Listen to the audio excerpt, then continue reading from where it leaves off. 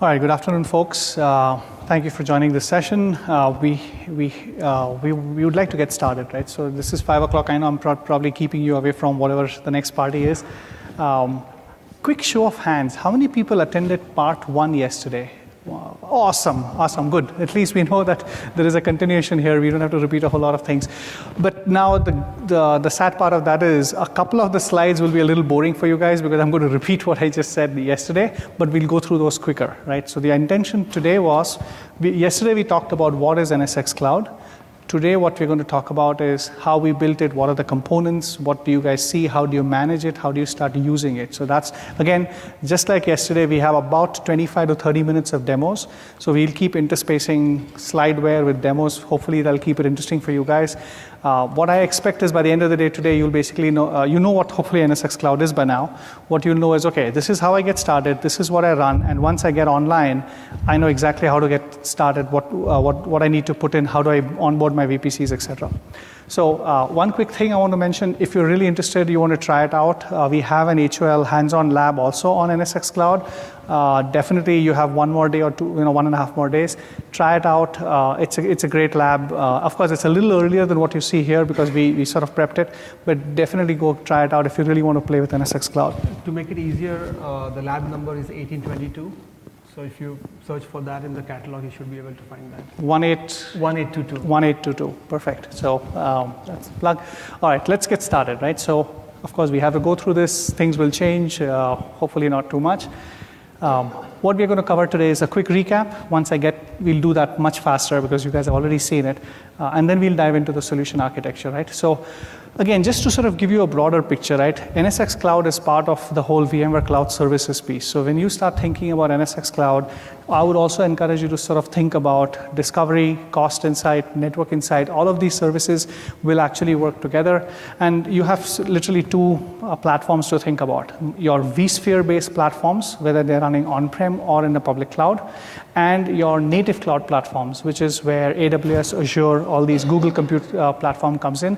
So for all those services, discovery, costing, cost insight, network insight, NSX Cloud, App Defense, all of these are applicable here. VMware Cloud Services, again, this is a plug. Which ones are we sort of talking about? Now, some of these services are already supporting Azure. We are not, NSX Cloud is not supporting Azure today, but as we mentioned yesterday, we showed you that future slide. We are supporting Azure on the roadmap. Just to give you a perspective that yes, NSX Cloud is going to be available on most of these cloud platforms as we go forward. I think I'll skip this slide also because you guys know it. So again, quick sort of story on what is NSX Cloud, right? The main points you want to sort of talk about when somebody is asking you like, okay, we are thinking about doing NSX Cloud, what are the 3-4 points you need to really remember? The main piece is basically, we are going to give you seamless visibility, security, networking across your public cloud environments. And the idea here, the biggest idea here, one word idea is consistency. You have the same consistent approach that you have on-prem. That applies to AWS, that applies to Azure. You manage your network. You bring your own network to the public cloud if you want to. If you want to use the underlay and just use the AWS or Azure public clouds, you can use those networks themselves, you can use those. But the idea is your security groups, your security rules, they are consistent. You write them once in NSX and then they basically get applied to any public cloud that you're sort of extending to. So we've covered the whole visibility piece. We actually had a demo for each one, so I won't go through that again. But the whole unified security policy, network portability, again, the whole idea is create your networks in a logical topology fashion and then deploy it on whatever framework that you need, whether it's on AWS or whether it's Azure. You can do that from NSX. You had a question, sir? When you say, question is, does this not include local NSX? And local, you mean on-prem? Yeah, yes. So in the first release, this is focused on AWS. The extension is that we'll cover the public clouds, but the constructs, the capabilities, the actual solution that you use actually covers both. So at some point, you will actually have the same thing straddling your hybrid environment, including on-prem and public. And to just add to that, so if you are not an NSX customer on-prem, you can still subscribe to this service and start using it in public cloud. So it's not a prerequisite that you need to have NSX on-prem.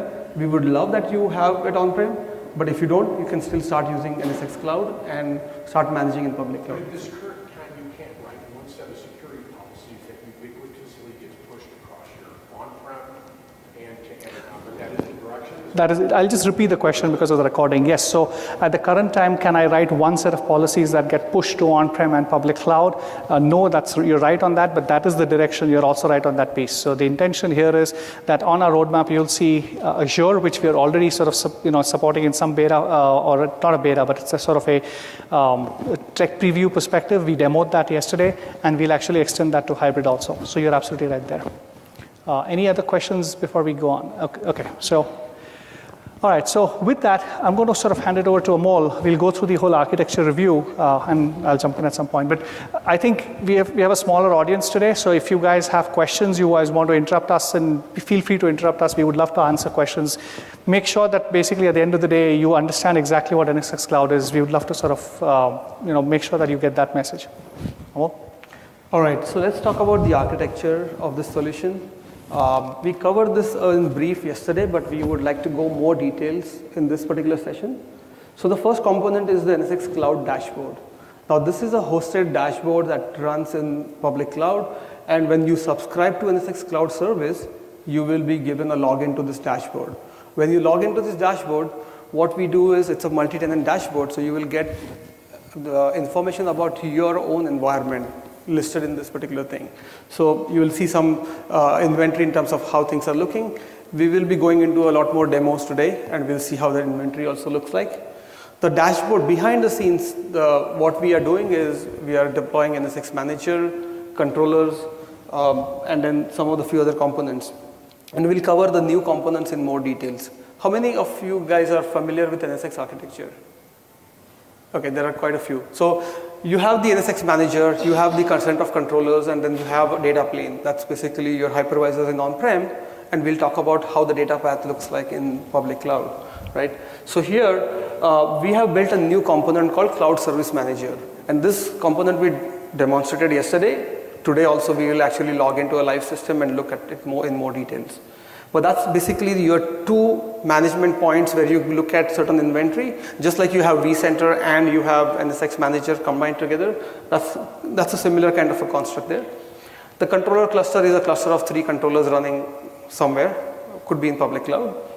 And in fact, it's actually running inside Amazon, AWS. It runs inside VMware's account. So as a service, when you request for this service, we will go and deploy these components for you. So installation is taken care of. And when you come into the dashboard, you get a customized link where it says this is your Cloud Service Manager and this is your instance of NSX Manager. So you're getting your customized links there. Now comes the data path. The data path is basically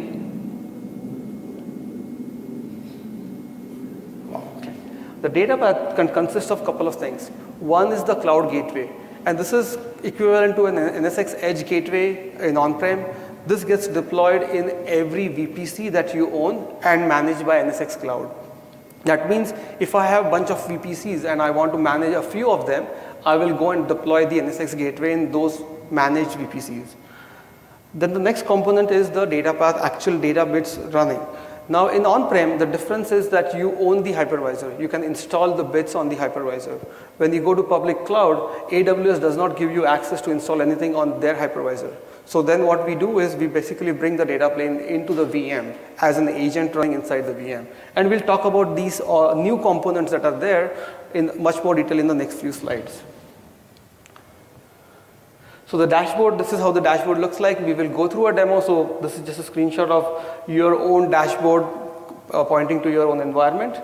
We'll also have upgrade and maintenance tile there. So if there is any new upgrades available, they'll propose, the backend team will propose a maintenance window for you, and you can either accept or defer. And once you accept it, we'll basically perform the upgrade for you. Just one quick thing on the dashboard, right? If you go back to the previous slide, what you see below, right? We actually even put videos on it. So when you want to get started, you can literally just look at those 2-3 videos for onboarding the VPCs, onboarding the VMs. That should sort of help you right away. The intention here is that you have to refer to documentation as little as possible. So that is the motivation of the service. We have put videos here that will help you get started. And as I mentioned, the service is sort of available today. It's free for the first initial period. You should be able to just just go request access and get started as soon as you want. So the Cloud Service Manager, why do we need that? So in the public cloud environment, we wanted to provide view of what's running into your public cloud environments. How many VPCs do you have? How many instances they are running? And then also layer the information that is pertaining to NSX. Are these VMs or instances protected by NSX? Are they in some kind of an error state? Or is there any other issue that needs to be brought up to the cloud administrator? That's the whole purpose of having a Cloud Service Manager. It also provides us with the deployment of the gateway. Remember we mentioned that when you have a VPC to manage, the first thing you do is deploy a gateway. Now with the Cloud Service Manager, I can pick a VPC and say go deploy a gateway. It will automate a lot of things for you, and the gateway just comes up in your VPC and it becomes a managed node. So, and that VPC becomes a managed VPC. And we will actually have a demonstration of that and how things look like when you do a deployment of the VPC. The final thing is quarantine policy, and we discussed this as well yesterday, where we talked about unmanaged VMs in a strict mode.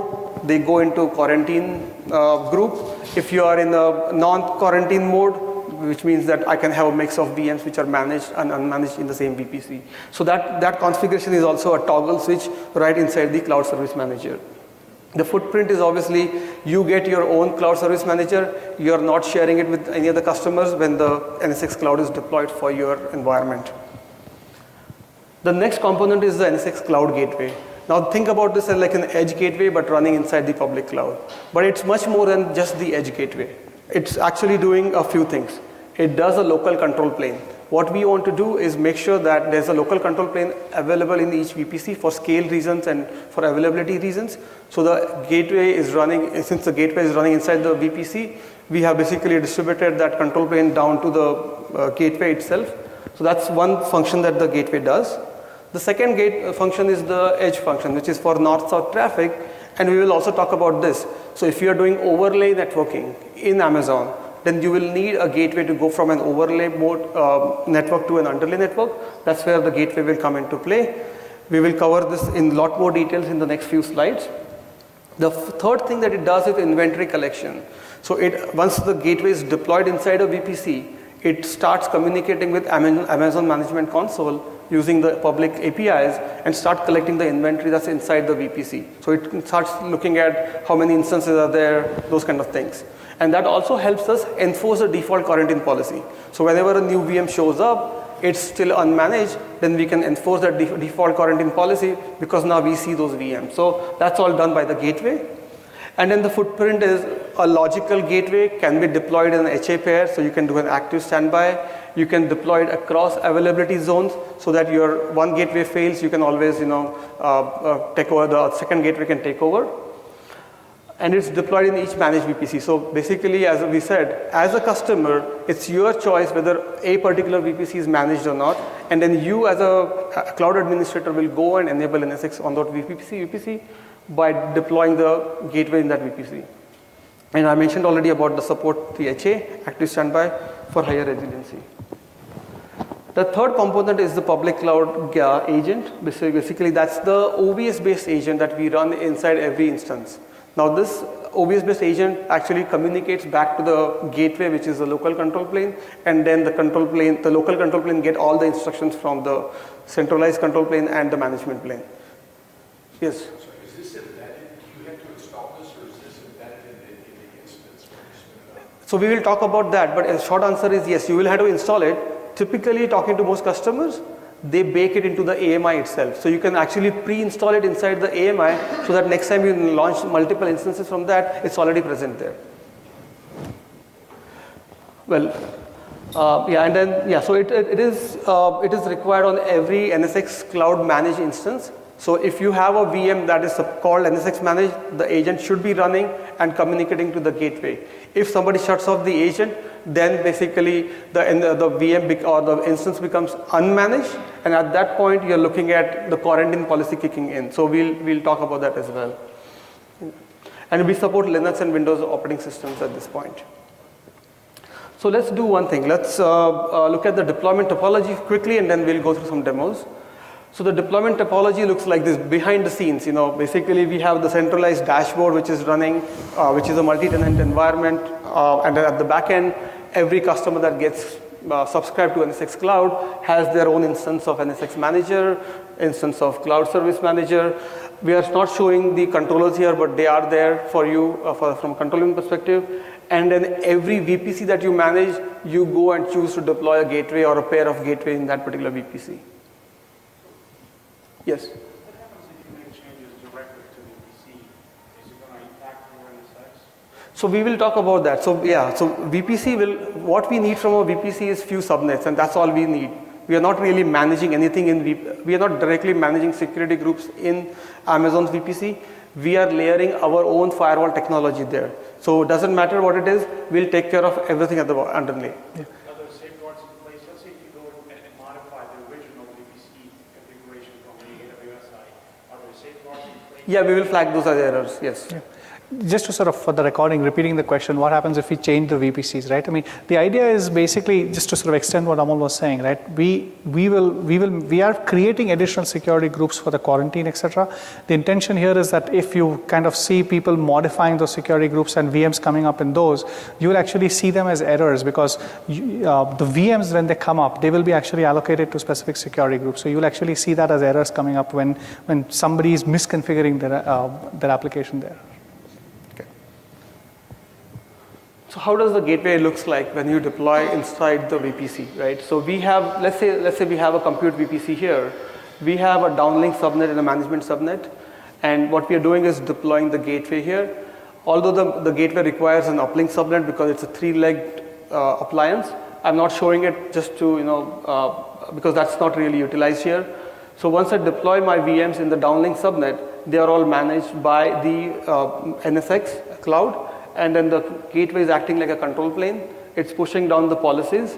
Again, this is for microsegmentation only. So I'm really configuring firewall rules for my applications, and they are getting down to my agent at that point.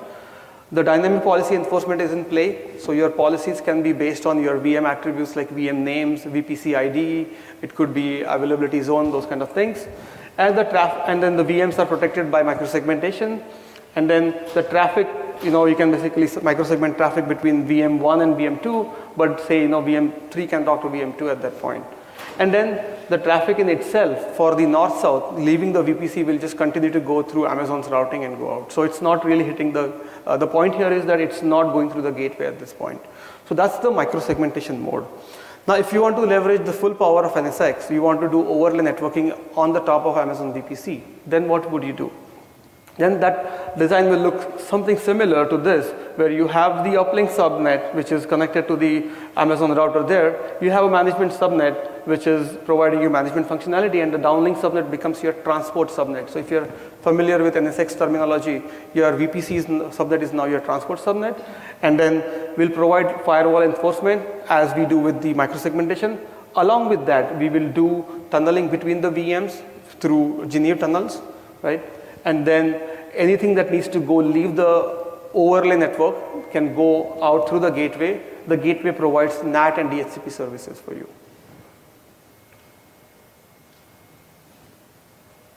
So let's look at the end user flow.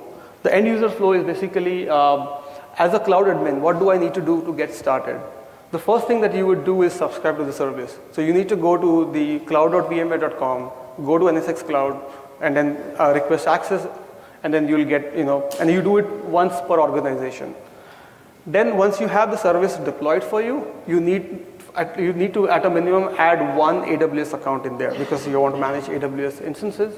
So you'll perform this activity per AWS account. So if you have multiple accounts, repeat the steps for each account. Once you do that, we'll talk about how do you prepare the VPC. And it's not really some fancy stuff that you need to do. We'll talk about it in more details. I have a slide for each of these steps. And then we deploy the gateway. That becomes, then the VPC becomes a managed VPC. And then as far as the agent goes, you'll be building your templates, golden templates anyways. Another software that you need to add is the NSX agent. Inside that golden template, you perform per application instance or VM that you use there. As a developer, what do I need to do? I basically need to develop and deploy my application. And I do it, that's it. I don't need to care about what are my security policies. I do not need to care about how my networking is set up. whether routing table has been created or not, those kind of things. I don't have to worry about that. I just go and deploy the application, that's it. And we'll actually look at what it means by deploying an application and also using NSX Cloud in one of the demos. So again, the first step, subscribe to the cloud service. This is how the portal looks like. You go request access, fill in your details. Once you do that, we'll approve the request. You'll get an email notification. Once you get the notification, you can log back in here and you'll be asked like this map, like which region do you want to basically deploy your NSX Cloud instance. And once you select that particular region, we will basically provision your instance of service at the back end. And once the service is provisioned, you get a notification. And then the next time when you log into this dashboard, you will see that your service is up, deployed in the region that you selected. Obviously, the inventory will be zero because you have just started the service, you have not added any AWS accounts in the service, so it will be zero, and the upgrade maintenance will also be up to date because it's the latest deployed instance. Obviously, Percy mentioned about some of the videos that are available on the bottom screen. You can scroll down for more resources. There will be additional stuff like getting started guide. So if you would like to read documentation, you can look at the PDF version. If you like to watch videos, we have a bunch of videos available. Yes? So right now we support 4 regions in US. So US East 1, East 2, and then West 1, West 2. So we, yeah, sure. The roadmap, of course. So roadmap. Let me answer this way. The services available, all VMware services available in US only today, right? They expect, that is why you see these 4 regions. Then as the service gets deployed across the globe, where we're going to have a deployment in EMEA, we're going to have it there, those regions will get automatically added on. So the short answer there is, this is going to be very quickly expanding across the globe, where we will have multiple of these regions supported. The only difference where you might have a nuance is if you go to Golf Cloud. I don't know if many of you guys want to go to Golf Cloud. There might be some APIs that are different, so that requires a technical change in how we support it, but the other regions are mainly limited just more from business reasons, like your currency, taking US dollars versus a different currency. So we are going to expand the service across the globe, I think, very, very quickly after initial availability. A quick question for you guys. How many of you guys use multiple regions? Like, do you guys have deployments in many regions together? Some of you have, a few of them have it. Okay, great, thanks. Okay. The next thing you'll do is configure the ARN. So this is the step where you provide some details about your Amazon account that we need to manage, right? So what do we do here? The key point here is we do not ask for your username passwords. We do not deal with access key, secret key. Well, we can take it technically, but we don't want it. What we do here is we ask you to create a couple of roles in your IAM policy in your account, and then provide the ARN for those roles to us. Now what that role requires, we'll go into the demo and we'll look at the JSON file, how it looks like. But the whole idea here is that Amazon provides a secure way of sharing access to another account and also restrict the access using role definitions. So the ARN that's how you do the role ARN. So I create a role as a customer, I create a couple of roles in my account. I get the role ARN links and provide it to the Cloud Service Manager. We'll actually look at the demo, how it looks like. To simplify the things, instead of reading documentation, creating these roles manually, what we have done is we have given a link to a CloudFormation template. So you can log into your own account. You can run the CloudFormation template, which will result in the creation of those roles. And the output of that template will give you the exact parameters that you need to put into the Cloud Service Manager. So we will actually go through a demonstration quickly. Let me just finish the animation here. So basically, once I run this template, as you can see here, those roles are created at the bottom, as you can see, inside AWS IAM. And the output of the CloudFormation template can be just plugged into the NSX CSM, and we'll actually go through the demo. So I won't spend much time on the slide itself. Let me just bring up the demo.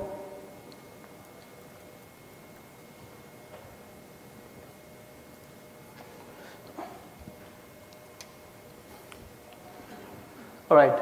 So basically, this is my dashboard. As you can see here, there are a few things that are displayed here from the inventory perspective, and then I have my cloud service manager link.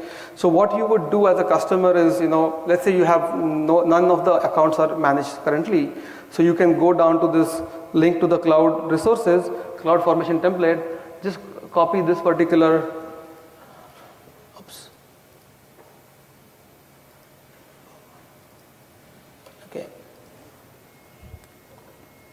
okay. Just copy the link there, go to your cloud formation menu there. I would go and create a new stack, and in the stack I just go and copy paste that particular link. Let me just reduce this thing. Okay. Once you copy that, you will just go through a couple of next clicks. You provide a stack name, so you know that this stack actually created the roles in your environment. I go click next. It asks for some options. I'm going to keep them as default options. And then finally, in this particular screen, in the review screen, it will actually throw you a warning saying that this cloud formation template is going to create a couple of roles in your own account. And basically you approve that or you acknowledge that particular change. And then once you do that, you go and hit create. Now what will happen here is it will basically go through the stack creation process, and you can see in the log it's creating a couple of roles. Obviously this is a recorded demo because it takes a lot longer. We don't want to just look at the share of the screen. So once we have the create complete done, we can look at the output, and this is the output that you will see. Let me just make it bigger, right? So you can see some ARN for the CSM, and a role created for my gateway, and an external ID that we create. This is to basically map the request that we make into your account to a CloudTrail log that you want to audit at a later time. So that's done. What we will do is let's go to the IAM and then look at the roles that were created as a result of this execution. So you can now see that there's a role called NSX CSM external, and there's a role called NSX PCG external. Let's review the external role, what it looks like. When I click on it, it shows me the ARN of that particular role, which I will be eventually giving to the CSM. I will also see what my policy looks like. So I can click on the edit policy, and this will actually give me the exact permissions that you are providing as part of this role. You'll see a JSON file with certain described permissions in EC2, some permissions to launch a gateway VM, so that you need a launch permission. We'll also create some security groups for quarantine purposes. That will also be part of this permission document, and then a bunch of other things. And we have documented all of this in our getting started guide. So if you want to basically know more about those roles, one way is to deploy the cloud formation template, look at the JSON file. Other way is to look at the document itself and go through it. Let me just cancel this thing. The trust relationship will talk about which account you are giving this, because you're not giving blanket permission to every account that exists in Amazon. You're only giving it to VMware's own account, where your CSM is running, right? So that you are restricting access to just VMware to go and VMware's this account to go and get your inventory in your account, right? And perform that role. Let me go back to here and then let's go to the cloud formation template again, and let's get the output out here. Next, what we'll do is basically now go to the cloud service manager, because we haven't gone to it and added the account. So I go into the cross cloud here, and since I have my two accounts already added, dev account and production account, if you recall from yesterday's demo, they were already there as part of my environment. I'm going to add a third account, and I'm going to call it like a marketing account.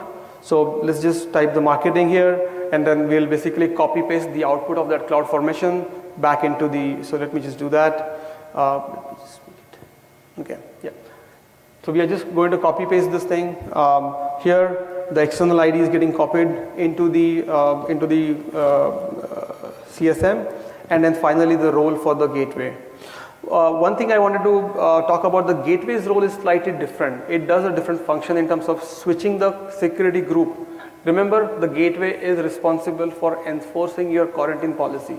So if some VM drops off the management list, right, it gets unmanaged, the gateway that's residing inside the VPC will go and directly talk to Amazon and say, change the security group of this VM from whatever the original security group was to the default security group, which we use for enforcing the policy. So gateway requires some different levels of permissions, but again, it's a instance-based role. It's not a cross-account role because the gateway resides in your own account. It's your own instance that's running inside the VPC. So it's slightly different between the role that you get to the CSM versus you give gateway.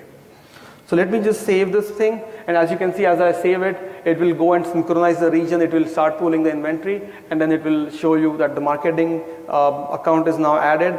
I can click on it, I can look at some of these VPCs, obviously marketing, I marked Percy as marketing guy here, so his VPCs are kind of shown here. I can go in and I can basically look at the inventory at this point, just like we did for the last session. So right now, my account is added. Since all my VPCs will be unmanaged at this stage because it's a fresh account, now the next demo we will look at how we start managing each VPC. With that, let me switch over to the slides now, and we'll go through a few of the other steps we need to do before we deploy a gateway. So we went through the demo of adding this thing. This is a reference slide. I'm not going to go through it, but it will be when if you download the deck, you will get some details about this. Then from a VPC, how do you prepare the VPC? What do you need inside a VPC to be managed by NSX? What we need is 3 VPC subnets. And if you're deploying the gateway in 2 availability zones, then I need 6 subnets. That's the requirement at a minimum. Then we also need you to deploy an IGW, which is the Internet Gateway from Amazon. Remember, the gateway is talking to Amazon Management Console to learn about the inventory, which means that it needs an outbound access to the internet. So you require an IGW. But once you do the IGW, you also need to add a default route, because without a default route, the packets will never hit the IGW and go out. So that is required. So these are the activities that you need to do once per VPC. So create either 3 or 6 subnets, and then basically deploy an IGW and attach to that VPC and add a default route. Once you have done that, the VPC is practically ready to be managed. Once that preparation is done, I have readjusted the subnets so that once I deploy the gateway, the animation looks good. So here, assuming that we have prepared the VPC, we go through the Cloud Service Manager's Cloud Gateway Deployment Wizard. We will look at it in the demo. Once we deploy, we'll hit the deploy. We go and spin up the primary gateway first in the availability zone that you specify. In this case, I have specified AZ-2A. And then once that gateway is up and running, we go and deploy the secondary gateway.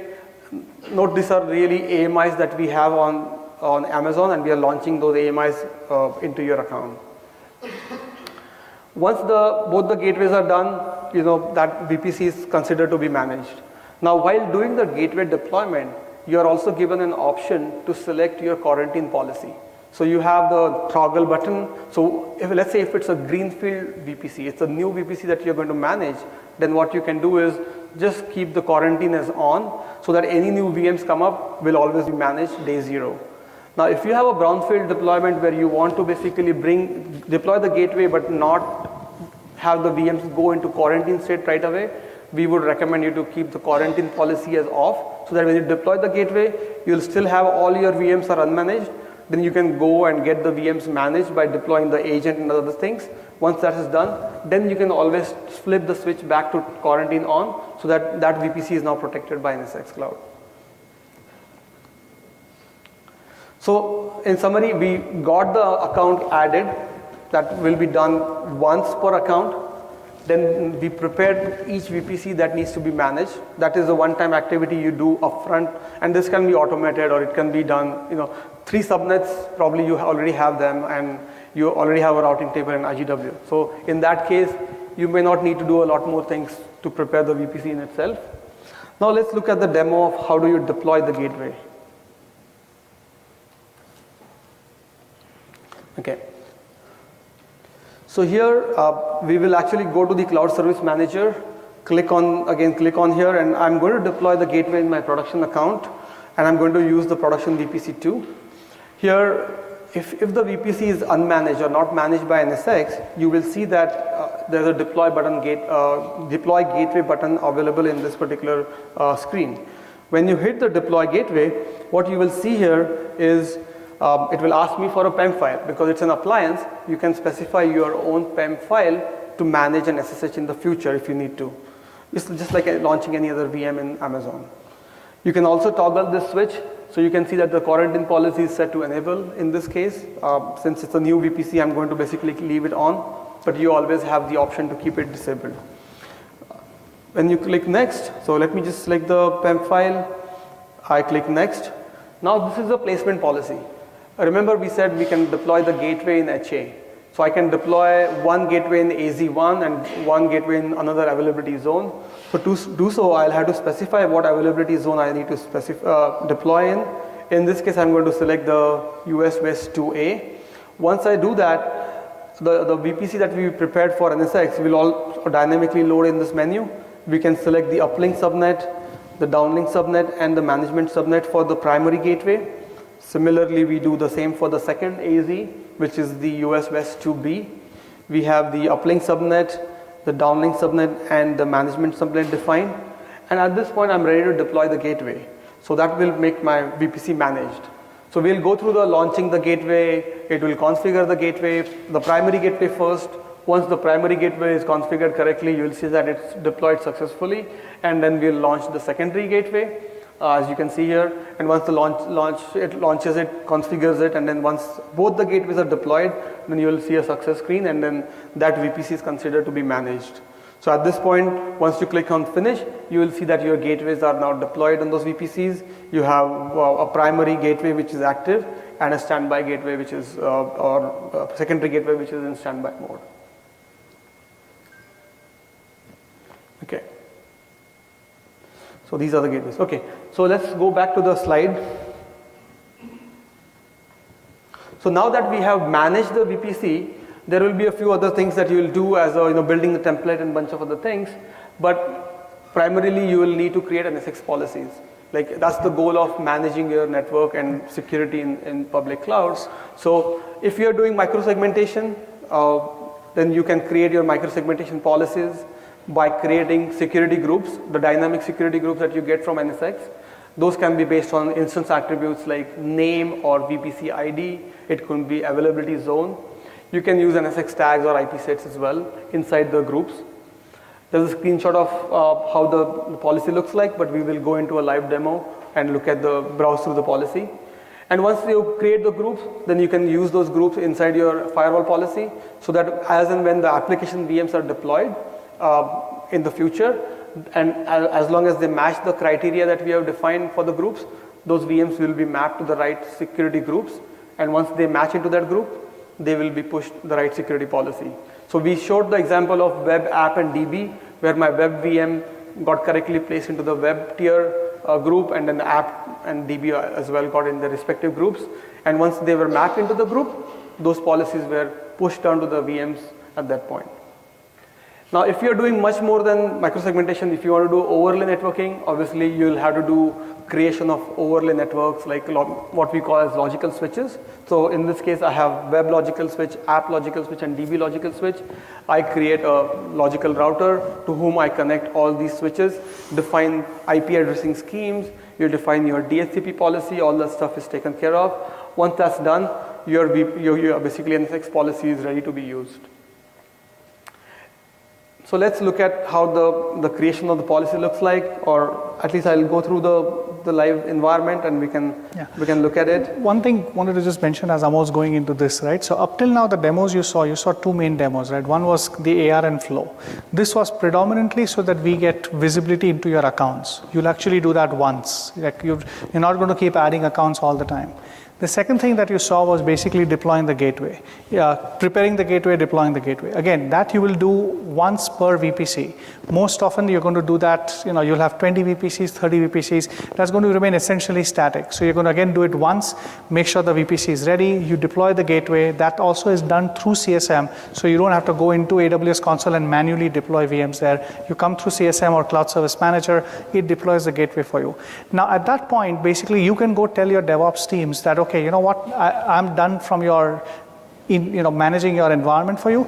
They can go ahead and create their applications however they want. And I'm also going to walk you through how they tag these applications. Now your job as a cloud admin becomes, it's managed, here is my environment, I now need to write security policies to make sure that that's secure. Like that's the whole purpose you're using NSX. So this is what he's going to show right now is more runtime stuff. Every time new applications come on board in those VPCs, the developers come to you, they'll say, look, this is the application I'm trying to deploy.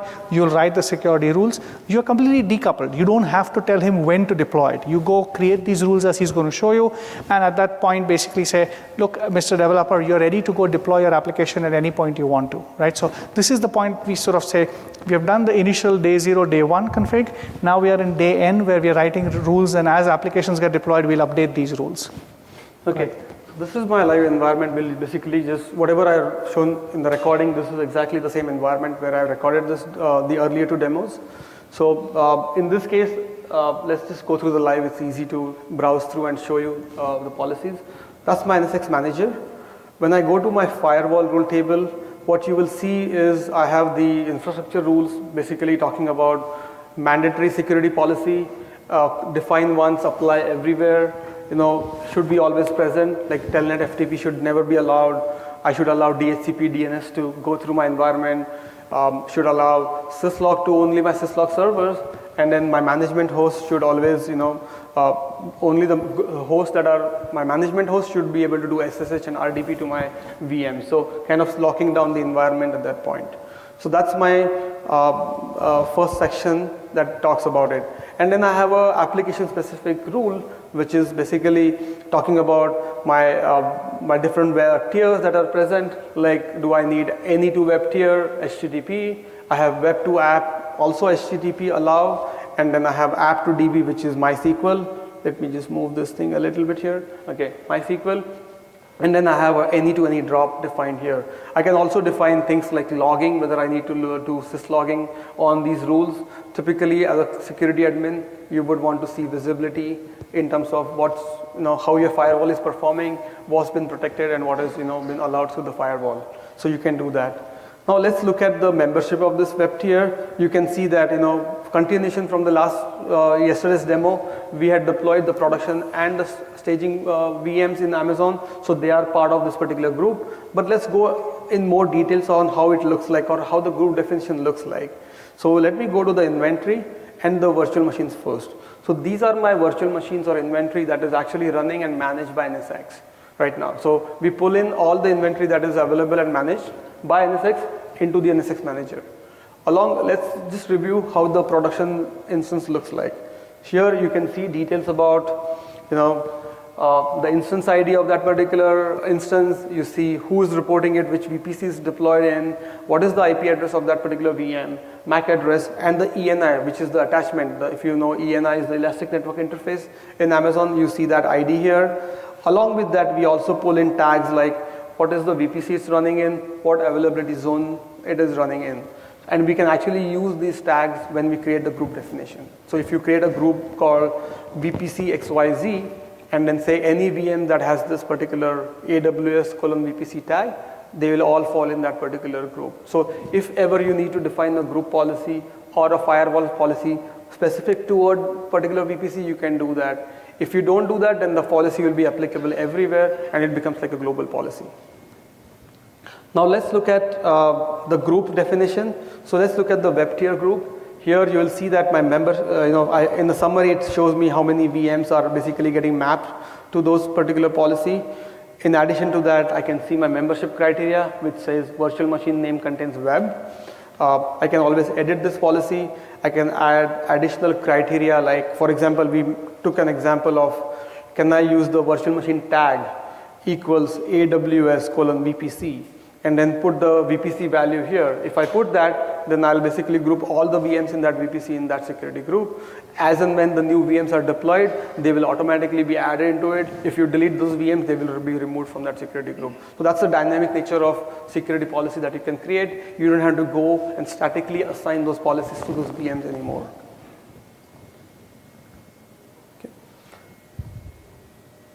Yeah. So that kind of gives you how you define the policies in NSX. Once you have the groups, obviously you can go and define this policy in NSX.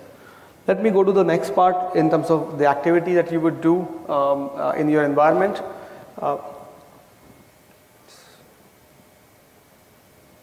Okay. So once we have created the NSX policy, how do we get the agent deployed on the VMs? Now there are two scenarios here. One scenario is this a brownfield environment? If you have active VMs running in there, most likely you will deploy the gateway with quarantine off because you don't want them to be off the network as soon as you deploy the gateway. The second step would be to get the agents installed on those VMs so that they can be managed. How do you get that? What we do is actually host the bits inside the gateway itself. So we give you installation script for Linux and installation script for Windows. We gave a PowerShell script, so you can either use your existing tools that you use to patch the systems and run the PowerShell script in Windows system or on the Linux system, get the agent, download and install the agent. That becomes like a brownfield deployment where agents can be deployed. Now, if you are thinking about building a golden template, you just repeat the same process, but then create an image out of it through the AMI tool in Amazon. Once you create an AMI, that becomes your golden template, and then once you launch it the next time, the agent is already present inside that VM, and you don't really have to do it. So it becomes a true zero-touch deployment at that point.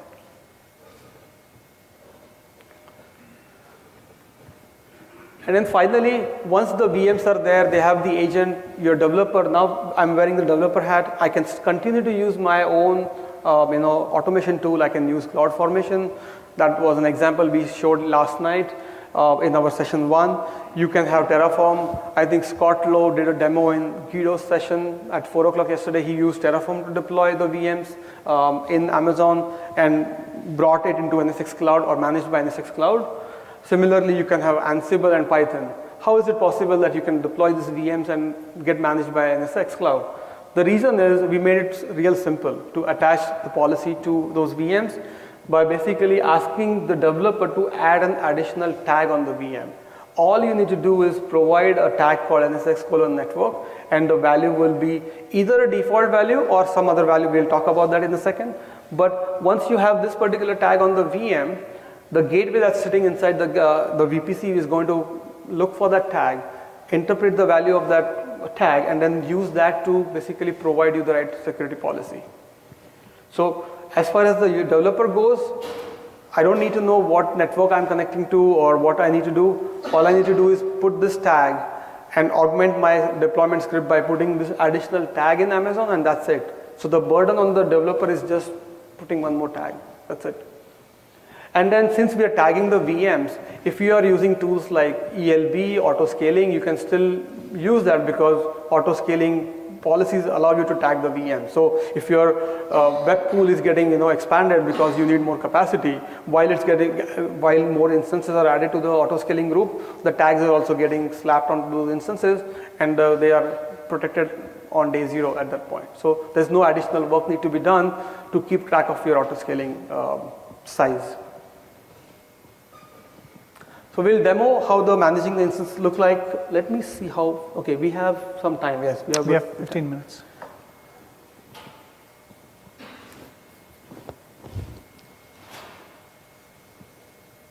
So what I'll do is we'll review the CloudFormation template that we used to deploy the application VM yesterday. So we have this 3-tier app that's deployed. That's the stack that was kind of created. And let me actually go back here. So I just create, yeah. So this is the stack that I created here. You can click on the template tab, and then you will see how the template actually looks like. So let me just pull this window up here, make it a little bit bigger. And you will see that this template gives you the definition of what VMs needs to be deployed as part of the CloudFormation template. I have web instances and other things. Let me just put a little bit down. And then you will see that the tags, as long as I'm putting this tag value here, NSX network as default, the VMs get managed. Well, so now the question would be, the tag value is default. That's applicable when you are doing microsegmentation.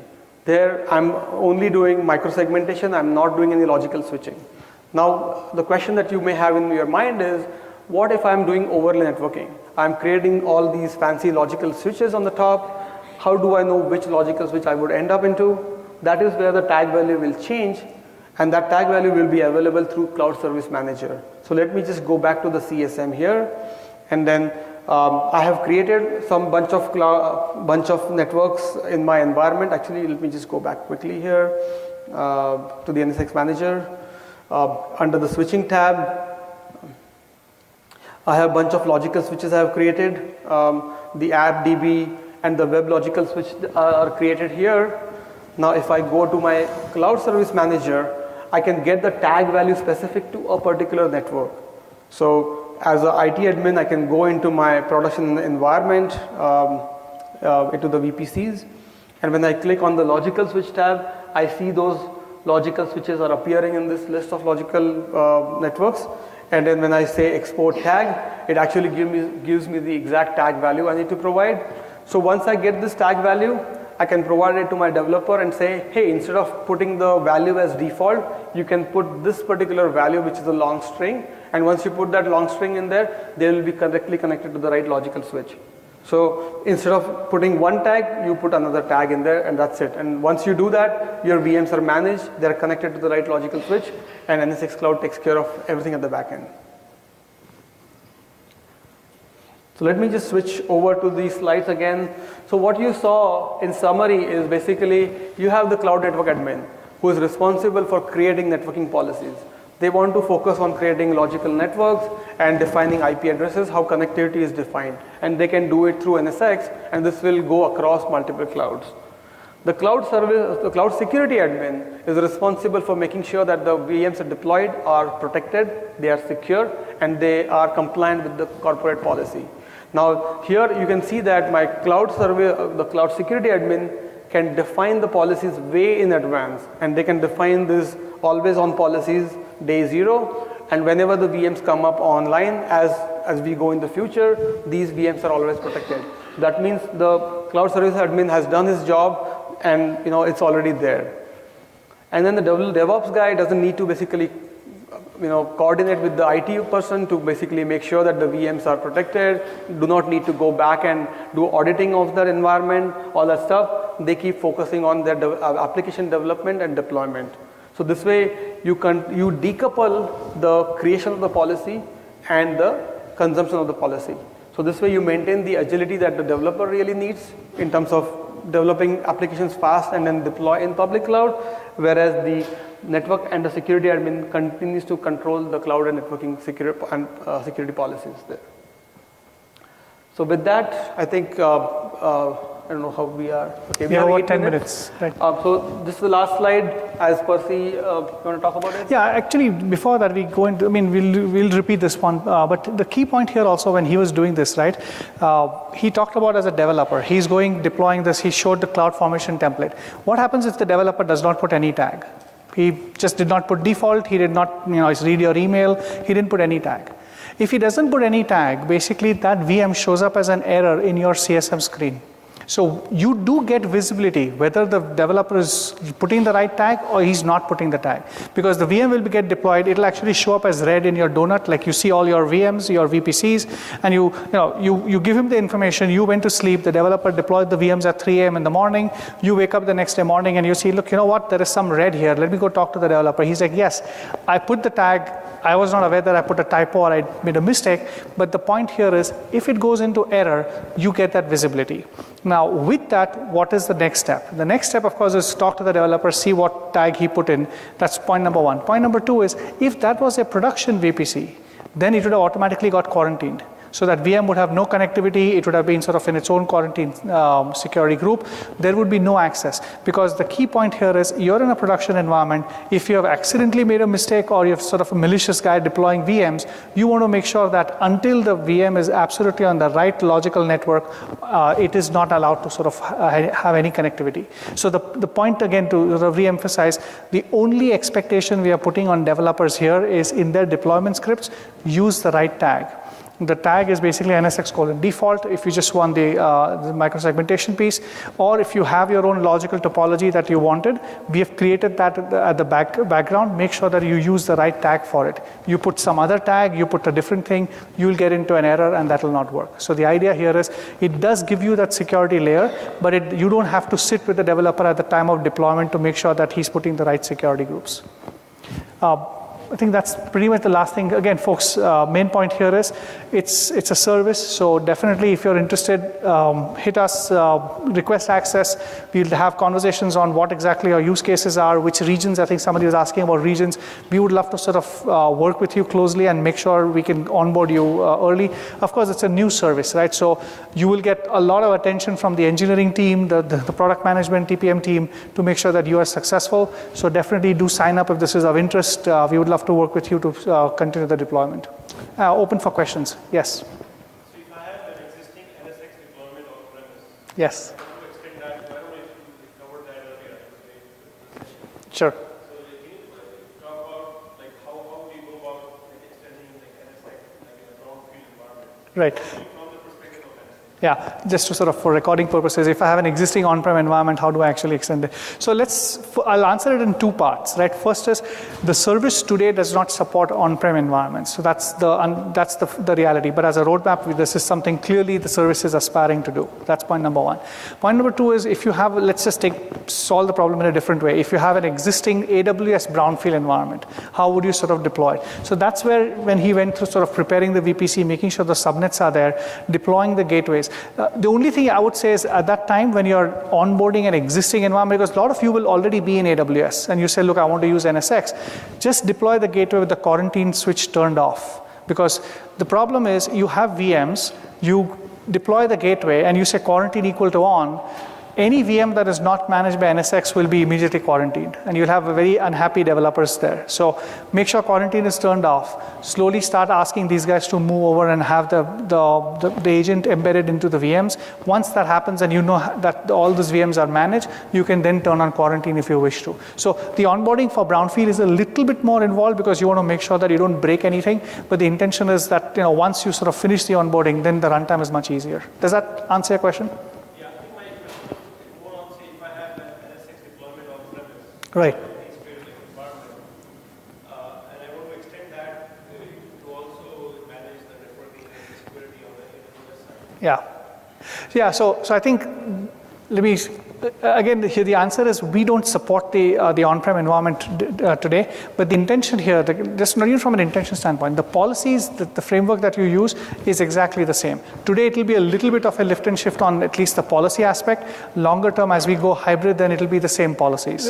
We can actually talk about it's a longer answer. We can always take that thing and there has to be some level of sort of porting of those policies into AWS because they're two disconnected environments. It's not only on-prem. I mean, even if you deploy VMware inside the AWS using the new SVC and everything. Yes. That NSX layer that gets laid out there, that's still decoupled from this right here. Yes, the answer is yes, because if you look at the VMware cloud on AWS, currently it's a very simplified consumption of NSX. The idea was that people can just use NSX without really knowing it's NSX. It's all there at the back end. But as we enable the advanced mode and other things, then you will basically be exposed to more constructs of NSX. At that point, you will basically see that NSX cloud managing networking across as well. Just to sort of expand on, just like how we have a roadmap of extending to multiple clouds, their roadmap calls for more and more functionality and more control given to the customers in managing that. So as you get more and more control over the releases that are planned, you will actually see that it's the same NSX environment, whether you're running it from the cloud or whether you're running it through the VMware managed cloud. It's the same solution that you're deploying. Any other questions we can help answer? How many of you guys have deployments in EMEA? In Europe? Everybody is in US only at this point? Okay. Probably a very valid question for Barcelona. Barcelona, yeah. Because again, the whole point is, as I mentioned, like the service went live for US. Again, the only reason why it's live for US is basically the currency management and sort of, the business aspects, not the technical aspects. The service has, will move to Europe as well. Yes, sir. So basically, once you do that, you show the gateway that you're once we sign up for the service, you can actually deploy a vCenter and NSX just for us. So there is no vCenter first of all, because your vCenter equivalent is Amazon Management Console. So it's not vCenter, but yes, we will deploy an NSX. So there was a slide that we covered where there will be a NSX, let's just call it an NSX deployment. You sign up for the service for AWS, you will get your own dedicated NSX deployment that is installed up, available for you. You go in from this, literally from like, an hour before, you go in, add your credentials, add your ARN connections, and then you start managing it. So you point the NSX deployment to your AWS environment and start managing it. You don't need to deploy NSX, you don't need to manage it. So in short, there is no vCenter. Yeah, no vCenter. We are really dealing with Amazon Management Console using the Amazon APIs, just like we do on-prem with vCenter, because vCenter is our compute manager there. Here the compute manager is Amazon Management Console, EC2 console really. So we are basically interfacing with that, and then to provide you a visibility, we have given you the Cloud Service Manager. So you see that kind of a similar view with all your VMs in Amazon inside the Cloud Service Manager. Is this offering different than I think you also have the Cloud Foundation offering? Yeah, the VMware Cloud on AWS is different because there we are actually deploying the entire SDDC stack in Amazon on the Amazon physical servers and managing it. So it looks really like on-prem because it's a full same SDDC stack. But this one is basically for those customers who have gone native EC2. They are not looking at SDDC, they have moved to EC2 and they want to manage networking and security policies for those native VMs. I guess the biggest sort of difference when you sort of go from the top down is you either are continuing to run a vSphere based stack or you're running native stack, which is AWS, Azure, Google Compute Platform, any of those stacks. Now, VMware Cloud on AWS is actually a joint partnership where you're having the vSphere stack in Amazon itself, right? But otherwise, there are many other customers who have gone straight into AWS. They have deployments in AWS. They don't have the vSphere stack. They're basically just running it on native workloads.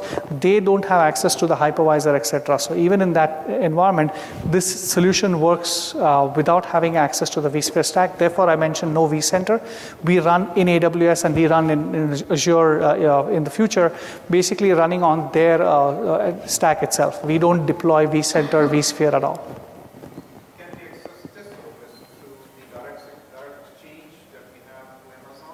You mean marketplace? Can we exchange it? No, Direct Connect. Direct Connect or market? Because you said exchange, so Direct Connect, yes.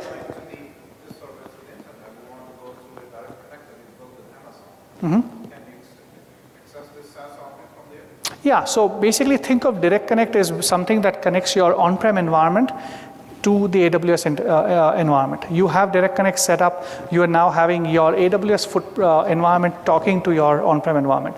Think of this NSX as a way to just manage your AWS environment. So the security policies that you're creating there, the networks that you're creating there, you can absolutely run NSX even if you have Direct Connect here. You're just sort of managing Direct Connect separately. We are not managing Direct Connect as part of the service, but of course your on-prem talking to your public cloud through Direct Connect or Express Route in terms of Azure, that would work just fine. I think we are. Just one quick question.